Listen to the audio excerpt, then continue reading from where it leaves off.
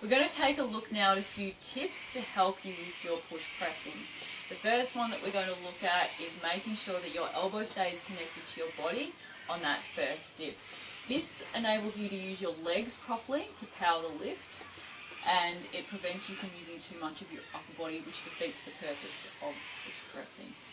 So here we go. If Roland's doing it correctly, you can see that on that first dip his elbow remains connected to his body. This way he can use his legs to generate energy that will travel up through his elbow and launch the kettlebell off his hip.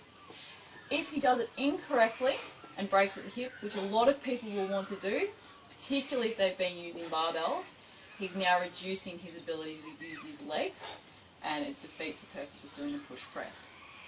So, make sure that elbow stays connected to your body on the first dip, and it could take a little bit of practice. Next thing that we're going to look at is making sure that your heels stay on the ground, particularly during that first dip.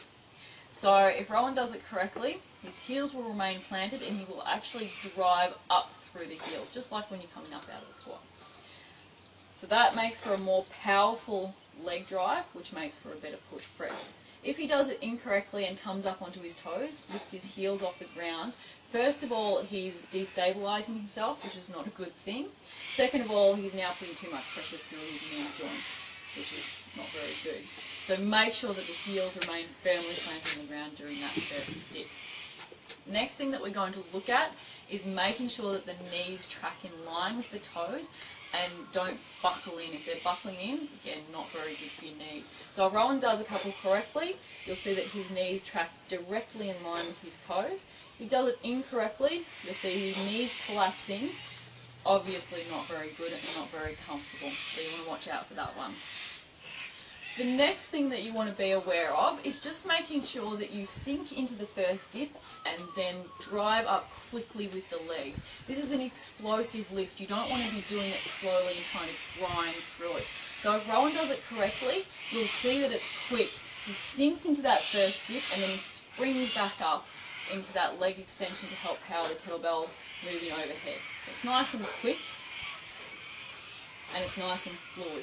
If he does it incorrectly, if he tries to grind through it, it's too slow and he's not getting enough leg power into it. When he goes to do something heavier, that will really be an obstacle. The next thing that you want to look at is making sure that you really understand your pressing path and your overhead lockout position. And this usually means that you've done a good amount of just straight overhead pressing before you move on to the push press.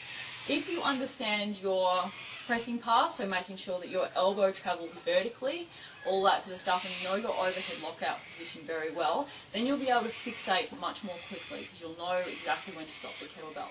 So if Rowan does it correctly, you'll see how quickly he gets the kettlebell up there, how straight his elbow moves up, and how fast he can fixate as a result.